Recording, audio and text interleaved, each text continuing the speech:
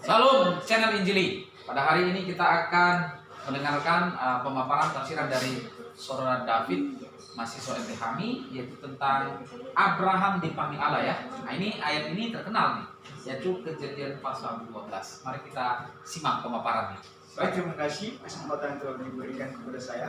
Saya akan memaparkan atau mempresentasikan tafsiran saya dari Kejadian pasal 12 ayat yang pertama dan sampai ayat yang ke-9.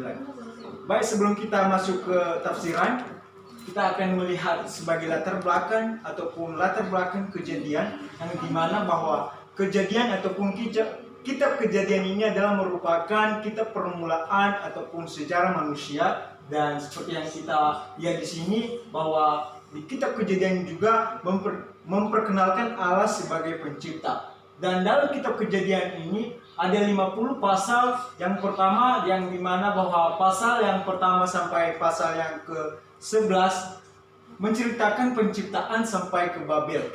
Dan pasal yang ke-12 sampai pasal yang ke-50 dari Abraham dan sampai Yusuf.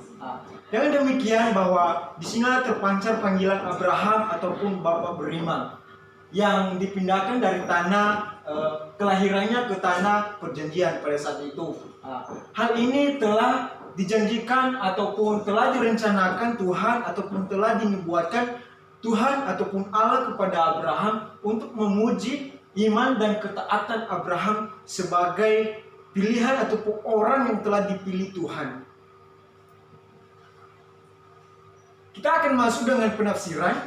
Saya menafsirkan ayat yang pertama sampai ayat yang ketiga yang dimana bahwa saya memberikan di sana sebagai penafsiran menurut saya bahwa janji Allah kepada Abraham, yaitu Kejadian pasal 12 ayat yang pertama sampai ketiga. Dengan demikian bahwa Abraham yang dipilih Tuhan diberi janji yaitu berkat. Dan di sana juga bahwa Allah telah menjanjikan bahwa di setiap orang yang dipilih akan melakukan perintahnya. Jadi ketika Tuhan ataupun ketika Allah memilih orang itu tersebut dan akan melakukan perintah tersebut.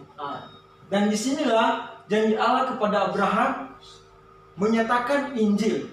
Injil itu untuk memberkati bangsa-bangsa yang tidak ataupun yang masih kekurangan ataupun yang memang pada saat itu perintah ataupun yang harus dilaksanakan Abraham pada saat itu untuk memberkati ataupun memang Injil itu untuk memberkati semua bangsa ataupun bangsa pada saat itu. Allah mengandalkan Abraham. Sedangkan Abraham sebenarnya di sana bahwa di penduduk ataupun bangsa tersebut melihat Abraham ini sebenarnya dia masih banyak kelemahan dan masih banyak kekhawatiran. Tetapi di mata Tuhan mengandalkan Abraham dan mempercayai Abraham untuk melaksanakan perintah dan rencananya. Abraham menunjuk negeri yang ditunjukkan Tuhan kepadanya. Abraham meninggalkan semua yang berarti baginya, keluarganya, bahkan meninggalkan rumahnya dan pergi dari Mesopotamia tersebut. Abraham pergi dan kehilangan semua, dan di sana kehilangan warisannya sendiri baginya. Dan Abraham sangat berarti baginya hal-hal yang dijadikan Tuhan ataupun Allah. Jadi Abraham ini mengutamakan janji Allah, dia melakukan dengan sungguh-sungguh. Intinya di sana Abraham mengutamakan janji Allah pada saat itu.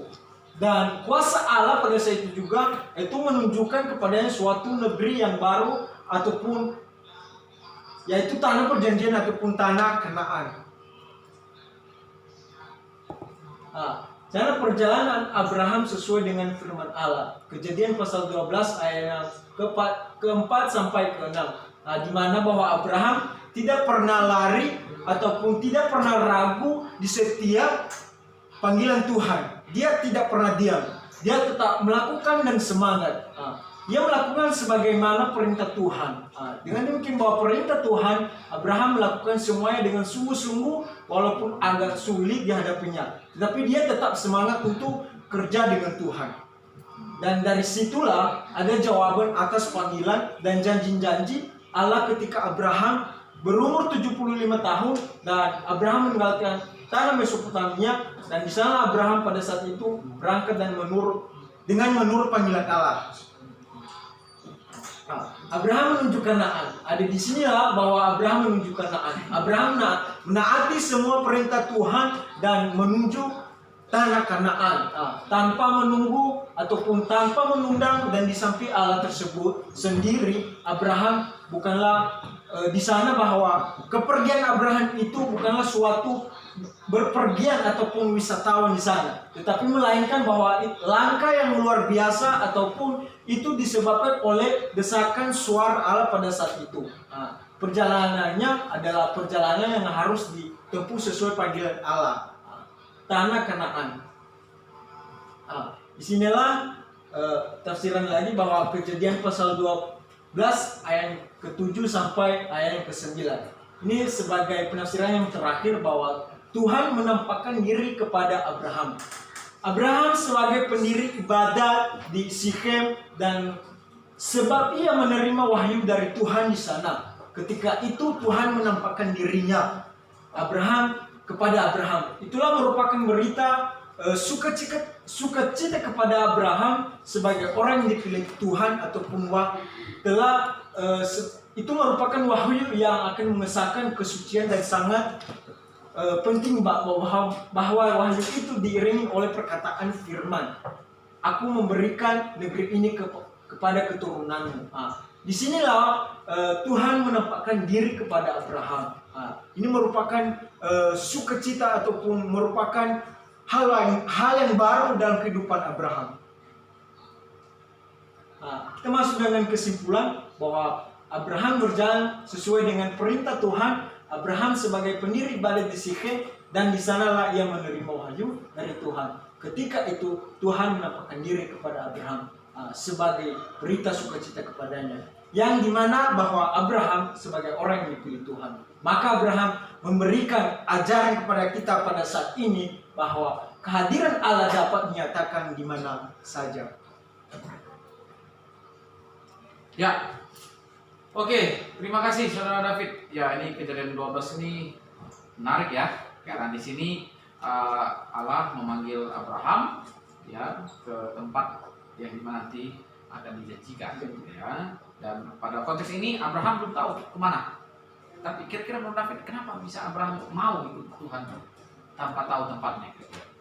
Sudah dijelaskan tadi di sana bahwa sebenarnya Abraham ini orang yang tidak bisa diandalkan di bangsa tersebut, tetapi di mana Tuhan memakai Abraham dengan lebih sungguh lagi, ya Tuhan ini memakai Abraham dengan tanpa syarat ataupun memang karena itu yang ditunjukkan Tuhan kepadanya pada saat itu. Oke, kalau kita perhatikan ada berkat ya, ada berkat yang akan diberikan Tuhan. Coba David bisa lihat ya, di sana kata aku membuat engkau menjadi bangsa yang besar, berkati nama masyhur, dan engkau akan menjadi berkat bagi banyak orang. Nah, ini luar biasa berkat yang diterima ya, berkat baik juga berkat rohani maupun berkat jasmani. Ya, secara teritorial, geografis, wilayah, nama, ya kan, kekayaan, dan bahkan spiritual itu Tuhan berikan kepada Abraham. Dan kita ketahui bersama bahwa Abraham ini adalah dipercayai oleh hampir tiga agama, Yahudi, Islam, dan Kristen. Ya, menurut David, apa sih keistimewaan Abraham ini? Ya, kalau David lihat dari 3:12 ini. Keistimewaan sebenarnya kalau kita pandang menurut sisi ataupun dalam kehidupan Abraham pada saat itu, ketika Tuhan masih belum memakai dia ataupun masih belum memanggil dia pada saat itu, kalau menurut saya tidak ada suatu keistimewaan dalam pandangan bangsa ataupun penduduk bangsa pada saat itu. Tetapi ketika Tuhan telah memanggil dia, dan di sanalah kita bisa melihat keistimewaannya, karena Tuhan telah memakai dia dan telah memanggil dia di tanah bumi pada saat itu. Maksudnya begini, ini kan Abraham dipanggil tapi nggak tahu tempatnya. Iya, betul. Keistimewaan itu ada apa? Yaitu ketaatan ya. Ini maksudnya ya. Jadi Abraham nggak tahu kemana, tetapi dia taat. Kita ketahui bersama bahwa seperti yang dijelaskan David bahwa Semua orang itu pada dasarnya nanti ketika Tuhan pakai baru dia akan menjadi pribadi yang luar biasa. Tapi kita bisa melihat di situ ada karena Tuhan itu ya mengasihi Abraham dan Abraham mengasihi Tuhan. Dia memiliki ketaatan. Itu merupakan keistimewaan dari Abraham. Baik, demikian saja ulasan kita dari Saudara David. Tuhan Yesus memberkati. Salam channel Injili.